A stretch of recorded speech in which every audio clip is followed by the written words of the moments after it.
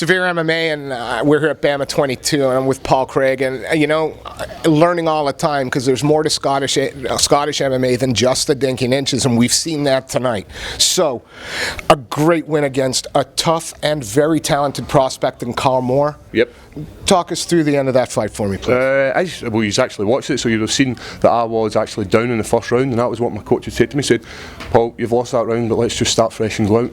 Straight away I noticed that the body shots were doing some damage, so filing that double jab, filing that body shot, there was a takedown there, went for the takedown, he rolled over, and as we get back up, the guillotine was there, and I could hear my coach in the corner shouting, jump that guillotine, jumped up, finished that guillotine. He was tapping, but we both know in our game he doesn't tell us when it's over, the ref does. So the ref touched me and that was it, over. So pretty happy with that, deep guillotine. First, you're talking about the first round. What specifically was the advice? Was it, you got to be more fired up? How fired up were they to fire you up? There was a bit of an issue coming down here because once you were time we were on it, and then they changed the time. So as we come on, we weren't 100% ready. We didn't get our first wind out of the way. So we went in there, and the first round was my first wind. So if I looked a bit sloppy, that's the reason why. Second round, I'd get my good warm up and then went straight into it. When my corner came in, all they'd said was 3 deep breaths and let's go, you've got this. It's told me the kicks were doing damage. Everybody in that crowd could see the kicks were doing damage.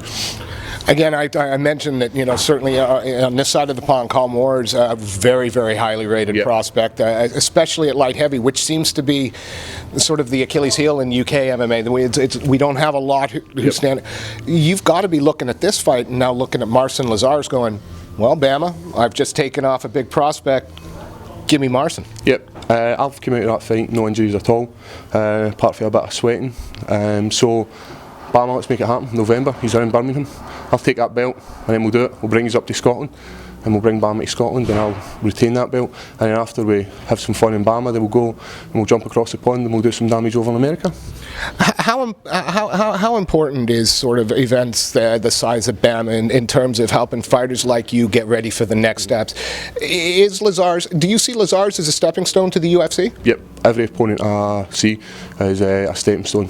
They're all in my path and I just need to knock them off to get to the next step, to get to that lucky charms at the end of the rainbow, you know what I'm saying?